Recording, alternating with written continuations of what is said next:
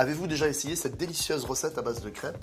Des gâteaux de crêpes. Alors bien évidemment, on va commencer par réaliser la pâte à crêpes. Alors regardez, dans un saladier, On commence par la farine. la farine, on va mettre une belle pincée de sel.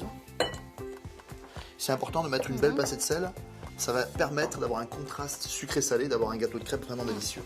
Regardez, on va commencer par mettre un tout petit peu de zeste d'orange.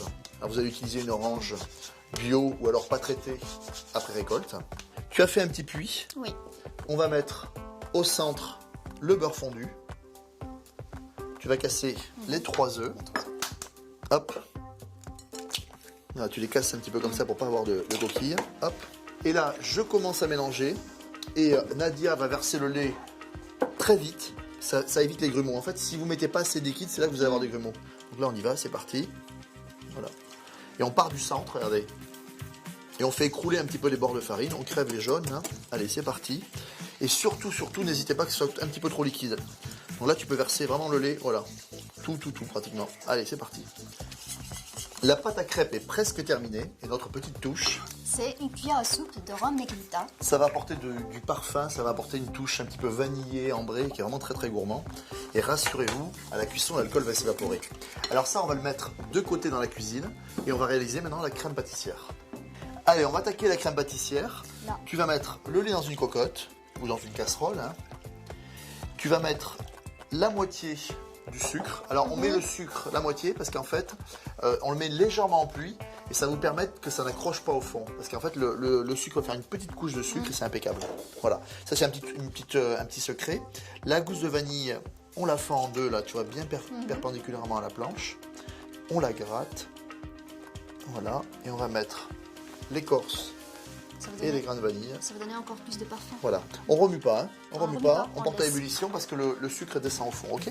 Pendant ce temps-là, voilà, on est sur un feu vif, hein. Faut aller assez vite. Et là, on va faire le mélange crème pâtissière. Alors on va mettre les jaunes d'œufs, on mélange, tu vas mettre le reste du sucre, voilà. Voilà, on blanchit. Alors blanchir, ça ne sert pas à grand chose dans la recette. C'est juste mélanger. Surtout pour les crèmes, c'est pas la peine. Voilà, parce qu'en fait le lait chaud va faire fondre les grains de sucre. Hein, ok. Et là on va mettre la farine. Voilà. Ou alors vous pouvez mettre aussi un mélange farine et fécule. Hein, fécule de pommes de terre ou de maïs. Voilà. Voilà, on a un mélange bien épais et bien homogène. Tu vas me verser progressivement à peu près un tiers du lait bouillant. Oui. Allez, hop. Là, on voit que ça, voilà, impeccable. Là, on voit que ça n'accroche pas au fond. Tu me verses le reste d'un coup, hein, on risque plus rien là. Voilà. On remue bien, on a laissé les gousses de vanille là au fond, c'est impeccable. Et là, vous voyez, ça épaissit déjà. Voilà, donc ça épaissit parce qu'on a mis un lait bien bouillant. On le remet dans la cocotte. Voilà, on reporte à ébullition. Hein, ce qui est très important, c'est de cuire 1 à 2 minutes la crème pâtissière. Voilà, la crème pâtissière est presque terminée. Je vais rajouter des raisins secs que j'ai trempés dans de l'eau chaude ou alors dans un thé bien chaud. Ce qui est important, c'est de réhydrater les raisins. On les rajoute sur la crème pâtissière. On mélange. Et là, on peut encore parfumer la crème Avec la petite touche secrète. 2 cuillères à soupe. de rhum Negrita. Voilà, et ça va apporter une touche ambrée. Et comme la crème pâtissière est encore chaude, l'alcool va s'évaporer. Il va ne rester que le parfum légèrement vanillé. Voilà, on remue, sans bon. Voilà, vous voyez que la vapeur là termine la cuisson de la crème pâtissière.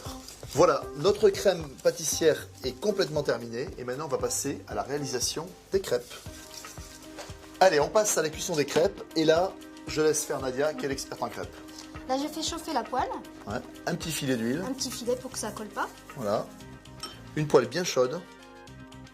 Et on va faire des crêpes un petit peu épaisses. Hein. Pour les gâteaux. Pas trop fines pour les gâteaux de crêpes. Voilà. Bien régulière. Hop. Impeccable.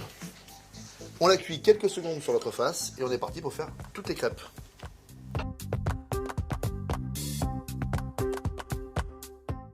Nos crêpes sont cuites et maintenant on va réaliser le gâteau de crêpes. Vous allez voir, c'est très simple.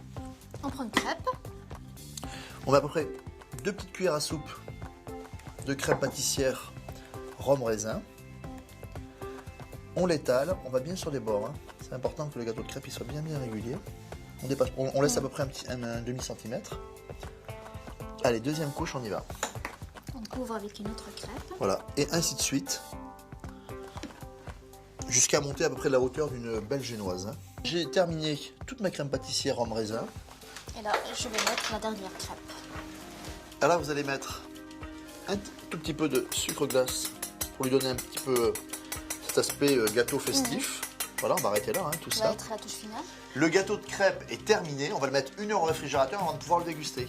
C'est un très beau et bon gâteau et ça plaît aux enfants. Alors faites-vous plaisir et maintenant, c'est à vous.